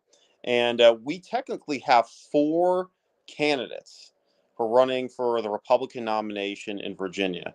Now, the first one to announce was Mayor Rutledge. And he announced, I believe it was back in 2023, and I saw him at an event with Riley Gaines in Fredericksburg. But he ran in 2021, and the issue was that he did not raise enough money to pay the $15,000 filing fee that was required to the Republican Party of Virginia. I am presuming he's going to have the same issue this time, so he will not qualify to be in the June 20th primary. Now, we have Winsome Sears, our current lieutenant governor. She was the second to announce, and she is the strongest out of all of the remaining candidates, and she's expected to get the nomination, but we will see, because we have 2 additional folks who announced last week, which was Dave LaRock, who served in the House of Delegates from 2014 to 2024. Interestingly enough, he actually ran as an independent in Senate District 1 because he was trying to move up to Virginia Senate in 2023, which was the same year I was running against Craig Deeds. But he lost that nomination. There were 7 Republicans who were running. The conservative vote was split many ways, so that worked to his disadvantage. So he's currently out of office. We also have Senator Amanda Chase, who was run against by Glenn Sturtevant, who won in a primary against her 2 years ago. So she is also out of office as well. But she too, just like Mayor Rutledge, ran for Virginia governor in 2021 and was one of the top folks, but she did not make the cut because obviously we have Glenn Youngkin as our governor. And that's what we're dealing with now at this time. And it'd be interesting to see who Donald Trump decides to endorse, or if he doesn't decide to endorse. I mean, we'll see what happens. But many folks have brought up the fact how our front runner, Winsome Sears, has said in the past that we need to move on from Donald Trump in 2022. And there's a lot of folks who are, true Donald Trump supporters, who are MAGA supporters, who are not happy about the fact that she said that. And, even after Donald Trump was nearly assassinated multiple times last year, she did not endorse him. She waited till October of 2024. So just weeks before Election Day to endorse him. And when I was there with Donald Trump in Salem, Virginia, November of last year, just less than a week before Election Day, he thanked Winsome Sears for her endorsement. But many felt that it was too late. So, they appreciated that what she did, but it was too late in the game. She should have endorsed him earlier. Certainly, when he became the Republican nominee, he should have gotten that endorsement from her. So there's arguments back and forth on who should represent the Commonwealth of Virginia. Some folks are wanting, more conservative folks like Amanda Chase or Winsome Sears. And some people think because Winsome Sears is currently in office, she's the strongest. So the voters will decide June of this year which one of those three wins. I mean, it's going to be a very tough race, but I can tell you a lot of people are criticizing Winsome Sears for not being a hardcore Trump supporter. Some people have even called her a never Trumper. And again, that's going to determine the direction of Virginia, because unfortunately your governor did not deliver for President Trump in the state of Virginia. I was very hopeful that he was going to win the state of Virginia. But as you know, you have a lot of federal workers that live, especially in Northern Virginia. And those are actually the federal workers that Doge is looking into to possibly fire, because a lot of those people do not have the best interests of the president in heart. A lot of those people have written on their Twitter and their Facebook posts negative things about President Trump. And a lot of those people choose not to come to the office to work. They want to work remotely. A lot of those people are also DEI hires, which President Trump has said, no more DEI hires. So I think as President Trump and Doge start to fire a lot of those federal employees, I think you're going to see a lot more people from the private sector that are going to be going to those federal jobs, people that believe in America first, but also President Trump campaigned on lower government. So I think by him reducing those federal workers in Virginia, I think it will help President Trump in the future to, in 4 years, or whoever the next Republican is, to obtain the state of Virginia. And also, hopefully we can, flip back the House delegation back to Republican. Hopefully we can get that red trifecta that we need in the state. What say you about that? Well, there's plenty to say about that, actually. I think the primary reason why we have former Senator Amanda Chase and former Delegate Dave LaRock running against Winsome Sears is not only the Trump endorsement issue and her being labeled as a never Trumper, because you even look at Dave LaRock's campaign literature and it says never Trumper Winsome Sears, and he's running on that. But another issue is that Governor Youngkin announced that he's going to have a taxpayer-funded program to help federal workers who have been fired by the Trump administration. And a lot of these folks are, there's going to be some Republicans who are getting fired. They're not all Democrats, but I think the majority of the people who are being fired are certainly going to be Democrats who are holdouts from the Biden administration. And especially folks from like the NIH who supported Dr. Anthony Fauci, and many others in the military who are, supporting DEI in the military and things of that nature. We should be keeping these people in the Commonwealth of Virginia. I think they should leave. They should go to Maryland. They should go to other states. So that way Virginia has a Massachusetts. chance. Send them to Massachusetts. Yes, even better. Yeah. We want to get them out of Maryland too. That's right. So yeah, let's send them further up north or further out west to California. That's the better option. Exactly. But I think it's idiotic to have our governor who's working really against the Republican and MAGA movement of the Commonwealth of Virginia by retaining these Democrat voters in our state. We want them to leave so that we have a chance of holding the line and having the top three highest offices. And I think Trump sees that by firing all these federal workers, that will change the political demographics in the Commonwealth of Virginia. And because Winsome is lieutenant governor, that means she supports this measure. And there are a lot of folks who are not happy about that. And that's also another thing that's working against her in this race. And I spoke to Steve Bannon. This was after I was at CPAC, and I saw a live episode of The War Room. And I went to his event. It was called the Brunch of America, which is a pun on the Gulf of America, which Trump signed in via executive order. But I had a few minutes to speak with Steve Bannon. I actually thanked him for donating money to Kim Shorts. It was a friend of mine. She died of cancer. And this was on January 5th. So before Trump got sworn in, she lost her life to lung cancer. And Steve Bannon knew her. He paid for the entire funeral. He paid for cremation. It was a very generous thing for Steve Bannon to do. But after we discussed that, I asked him, well, so what do you think about the Virginia governor's race? Do you think Trump's going to make an endorsement? And this was after Dave LaRock had announced. And I asked him, would you be willing to have him in the war room? Would you be willing to talk to Donald Trump about potentially endorsing Dave LaRock? And Steve Bannon said he didn't know enough about him at the time to make that type of determination. So hopefully, we'll have some follow-up conversations with him and see if we can put some pressure. Because I do think Donald Trump should strongly consider giving Dave LaRock an endorsement. There's going to be some who are going to be pushing for Amanda Chase to get a Trump endorsement too. But I think out of the two conservative candidates, LaRock is going to be the stronger out of the both of them. And again, like you said, President Trump is looking for America First candidates. Myself, as a political consultant, I'm recruiting America First candidates, people of the MAGA movement. And it's really important that we keep that agenda alive, because when President Trump's not our president anymore, he's relying on these senators, these congressmen, these delegates, these governors to continue his agenda, and we cannot go back. As Kamala Harris said, we cannot go back, even though her back is like, back to socialism, communism. We want to move forward to capitalism. We want to move forward to freedom. So if these Democrats get in, or these never Trumpers get in, or these rhinos get in, it's going to be a detriment to the country.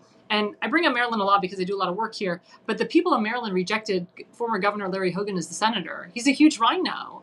So if the people rejected Larry Hogan for senator, why is he deciding or thinking about running for governor in 2 years against Wes Moore? It's craziness. It's complete craziness.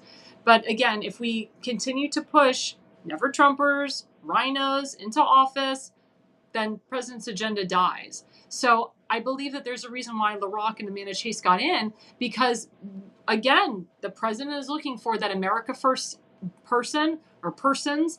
He wants people to continue to push his agenda forward, and a lot of your constituents, a lot of the voters, a lot of people in Virginia, they just don't feel that Winsome Sears backs and supports President Trump and his agenda.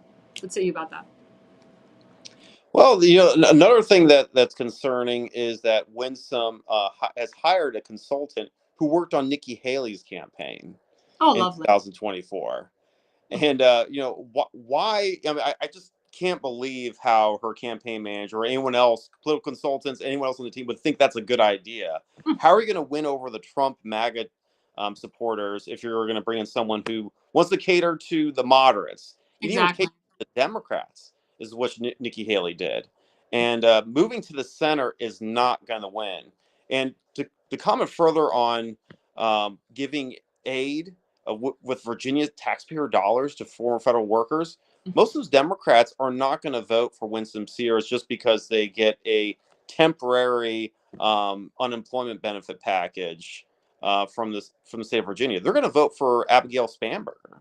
Mm-hmm. And I think it's a complete farce to think that something like that would ever work. And it's a waste of our taxpayer dollars even to do it in the first place. And Abigail, unfortunately, is a very strong candidate. She does, deceive a lot of the voters on the left, and even independents that say, "Well, I'm a moderate. I work across the aisle." And if you look at her congressional record, after she defeated Delegate Nick Freitas in the nomination in 2020, she's been voting with, Nancy Pelosi through and through again. Anything Biden wanted, she voted for it. She is not a moderate. She's a radical leftist Marxist, pawning as a moderate. Yeah, and speaking again of Democrats, as I said earlier in the segment, there were people there that President Trump honored. As you know, Lincoln Riley, he honored Jocelyn, DJ Daniels, Jason, the police officer who was murdered by a criminal. What do you think about not one single Democrat got up for every single person that President Trump honored? DJ Daniels, only one Democrat stood up for him. What do you think is the direction of the Democrat Party, and how can we as Republicans pounce on this opportunity to just remove every Democrat from office, as President Trump retruthed today? Let's see you. Well, during his address to Congress, Trump, he said at the beginning of his speech, shortly after the Sergeant Arms threw out one of the members of Congress for heckling the president, that you won't clap for anything. I mean, he could have a cure for cancer or a cure for AIDS. It doesn't matter. They're not going to clap for it because it's something that Trump did, and they want to stand against everything that Trump stands for. And that's really what the message of the Democrats put and made very clear to the American public. And it's quite despicable what they did. It's a child who's fighting cancer and who's been appointed by our president to be in the Secret Service, a very substantial honor for someone of his age. I think everyone in that room should have been clapping. And I think it's an absolute disgrace that so many Democrats decided to sit down for him, for the family members of Laken Riley, and for the family of the Russian hostage that was released, and many other folks. That this should have been a unifying moment for America. And unfortunately, the Democrats played their hand. And this is going to be used in campaign commercials in 2026, hopefully beyond that, because we're going to remind the American people that the Democrats do not give a damn about cancer survivors, those who've been raped and killed by illegal immigrants, and those who've been rescued by Donald Trump's strong American first and peace through strength policies throughout the world. Yeah, I wholeheartedly agree with you on that. And it's just, again, so disgusting. Like you brought up Congressman Al Green. He's standing up there screaming out lies, saying that President Trump wants to cut Medicare and Medicaid and Social Security, which we know is not true. And then you have these evil squad members that are sitting on their butts holding up paddles that say Medicare, Medicaid, Social Security, false, liar. Jasmine Crockett from Texas, a Democrat, she leaves in the middle of the speech to go on her freaking Facebook and just criticize the president. You got Bernie Sanders doing the same thing, Elizabeth Warren, Chuck Schumer. Why, Philip, why do these Democrats continuously get reelected year after year after year? How can we do like a too big to rig against these senators and congressmen so that they don't get reelected? It's been interesting ever since Donald Trump's gotten elected and ever since he's been sworn in. I've been listening to, Elizabeth Warren. I've been listening to Bernie Sanders. Of course, John Fetterman, who seems to have some voice of reason in some issues, but others not so much. He's pretty much a mixed bag after his stroke. I think he's the real John Fetterman, please stand up. That's right. He's getting some of his senses back, but he's still got a ways to go. Let's put it that way. But it's just funny because when I listen to Bernie Sanders, he says that, oh, well, the Trump is supporting the billionaires and he is against the working class. He wants tax cuts for the rich. And, all these cuts that Doge is implementing through Elon Musk and, in his team of young engineers is phenomenal. What they want to do is they want to return some of that money to you, the taxpayer, in the form of a $5,000 check.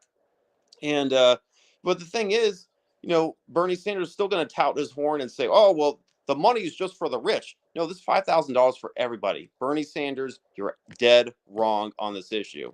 But when we have more money that's returning to everyone's pockets by reducing the size of our government, I think this will help produce a landslide in 2026 for us to have a bigger majority in the House of Representatives, and hopefully to even win even more Senate seats.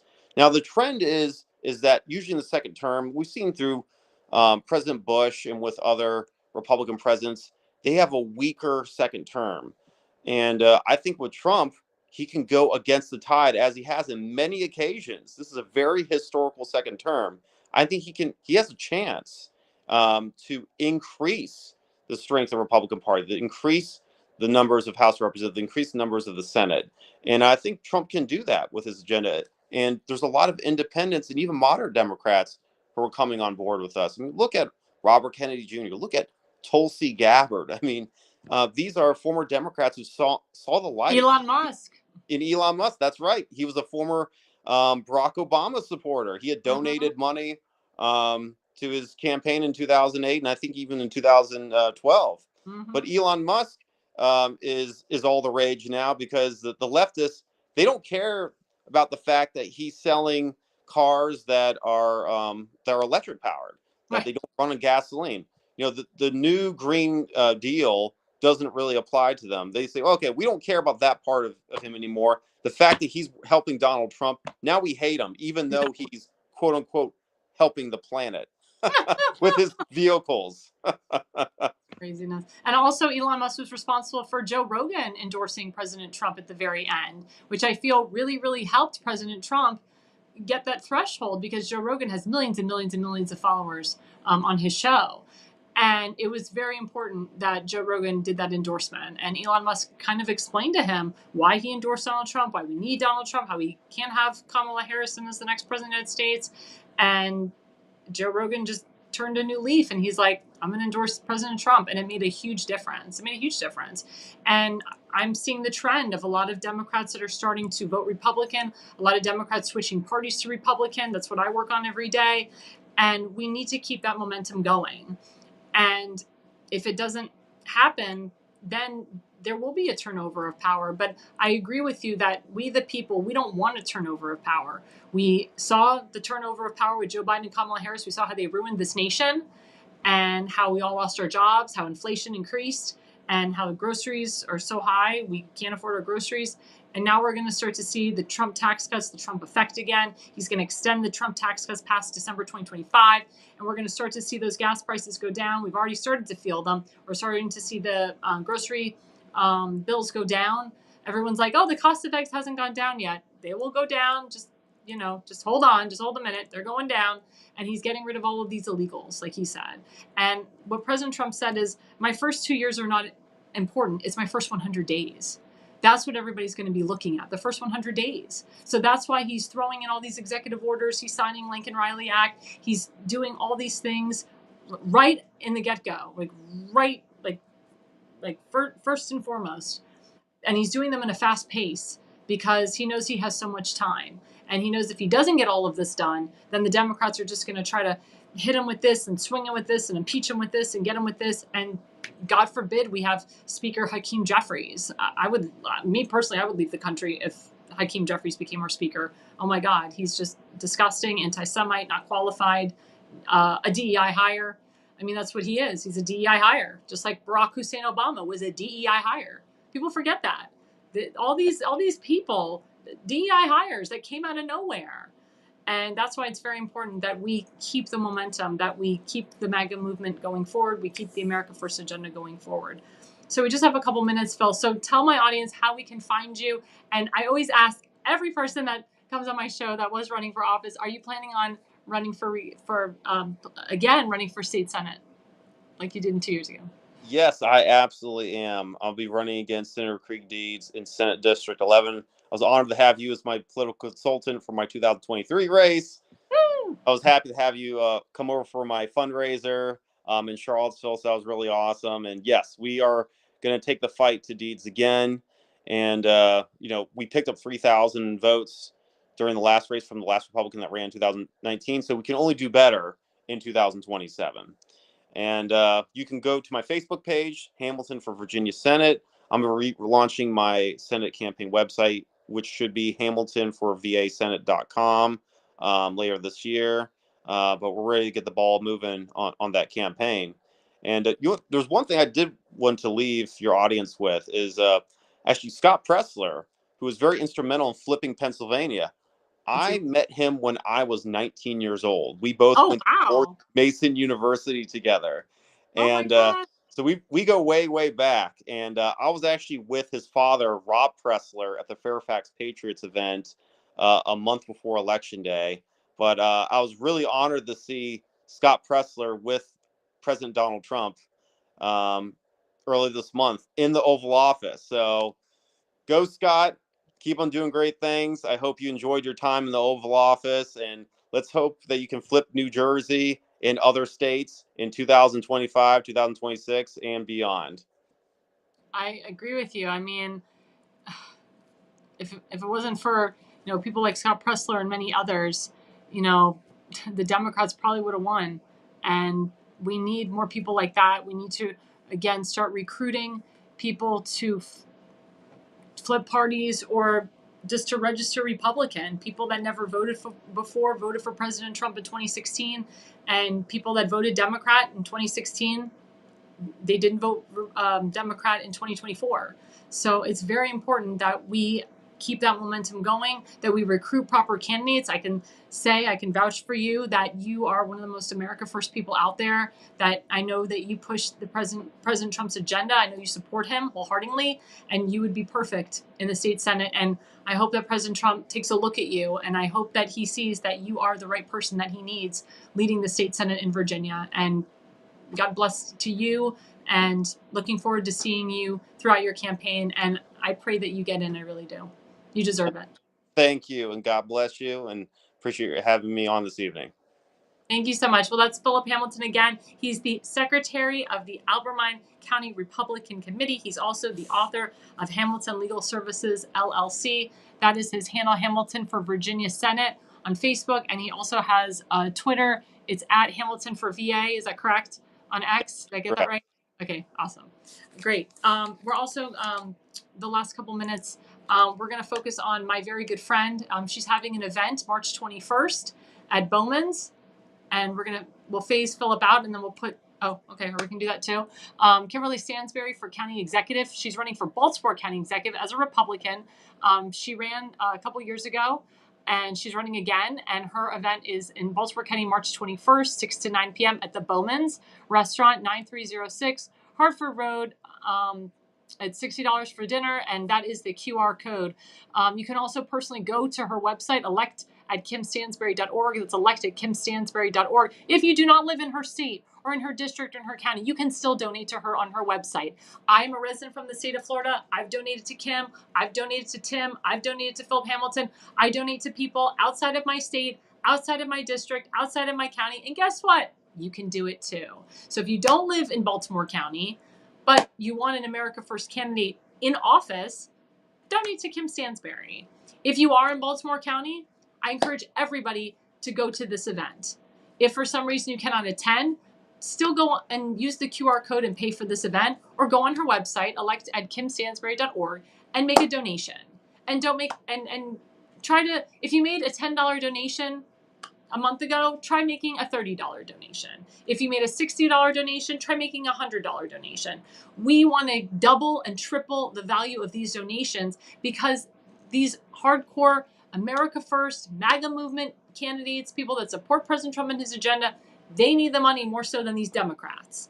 So please, if you donated $10 last month, donate $30 next month. If you donated $60 last month, donate $100 next month. Each month, you want to try to triple, again, double and triple the value. The more money that goes into these candidates, the more they will get into office. Because I'm not afraid to ask people for money. But you guys know that when you run for office, you need money. And the people that are running for office, they need money. The constituents know that they need money. So please do everything you can. Again, whether you're in Baltimore County, outside of Baltimore County, please donate to Kimberly Stansberry today. Again, she's running for Baltimore County executive. It's an open seat right now. They had a Democrat who is now the congressman. He's horrible. He's the one that pushed for Section 8 housing and harvesting illegals in these Section 8 housing. He's the one that also did not vote for the Lincoln-Riley Act. He was your former Baltimore County executive. You don't want that same kind of stuff being your next Baltimore County executive. You want a Republican there. You want someone who cares about the constituents. And Kim Stansbury is great at crossing the aisle and talking to Democrats and talking to independents and getting them to vote for her. And she's a wonderful person. She's a smart woman. She understands the role of the job. She was born for this job. So it's time for the people of Baltimore County to give this woman a chance. It's time for the woman in Baltimore, or the people of Baltimore County and the women of Baltimore County to give this woman a chance, but also to put a real person in office, not someone that is bought and paid for, someone that actually cares about the people, will stand by the constituents, will listen to the constituents, and will fight for her constituents and for the entire constituency of Baltimore County. And she also talks to people in Baltimore City. She's gone to Howard County, Hartford County, Washington County. She's gone to multiple counties outside. So she is staying local, but she's also willing to go outside the aisle and talk to other people as well. But again, Kimberly Stansbury for Baltimore County Executive. Again, her event is March 21st from 6 to 9 p.m. at the Bowmans. We will continue to promote her event even up to the day of the election. And America's Pulse Network, I will be emceeing the entire event, and we will be going live, and we will be recording the event so you guys can see how that event is going. And it'll be a great event, and it will be a sold out full house. So please get your tickets now. It is selling out very quickly. Well, this has been a very interesting 2 hours, a great 2 hours. We covered a lot about President Trump's speech. Thank God that we were able to get our guest, Philip Hamilton, on. I just want to say he had technical problems on his end. And again, we do try to work out those kinks before our guests come on. Sometimes it happens well, sometimes it doesn't. But we still continue on. But we thank everybody for staying on with our network. We thank everybody for coming on our network. Again, I'm Alexandra Levine Live. Again, Tuesday night, we had such a great show. We had thousands and thousands of viewers. We had 20,000 people that retweeted our America's Pulse Live oh my God, X. I keep calling it Twitter, but it's really X. Elon Musk. I'm just going to call it Elon Musk. We also have a Rumble channel at America's Pulse Live at Rumble. Also at America's Pulse Live on Truth Social, at America's Plus Live on Facebook, and at America's Pulse Live on YouTube. You can also follow me, Alexandra Levine, on Facebook, at Alexandra, LEVI20, on X, Elon Musk, at ARLevine85 on Instagram, at AirLevine85 on Rumble, and at Levine Consulting on YouTube. And again, the reason you listen and the reason you watch is you are no idiot.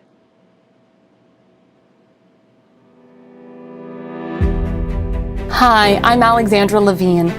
I'm a professional opera singer, actress, TV, and radio personality. Since 2015, I've been a volunteer, a field director, and a campaign manager, learning the ins and outs of the political world. That's why I became a political consultant. My job is to lead you to victory with organization, structure, and the mindset of winning for your district or state. With my guidance and direction, I can keep you focused on the things that matter to the people and advise you on key issues that need to be addressed. If you're a serious candidate that is serious about winning, then book a consultation with me today. Go to levineconsulting.co. You'll be happy you did.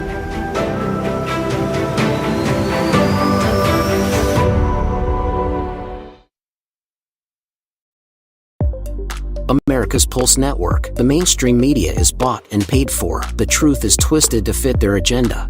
But America is waking up because podcasts are the future for trusted media. Welcome to the America's Pulse Network. It is a network built by patriots that upholds the Constitution.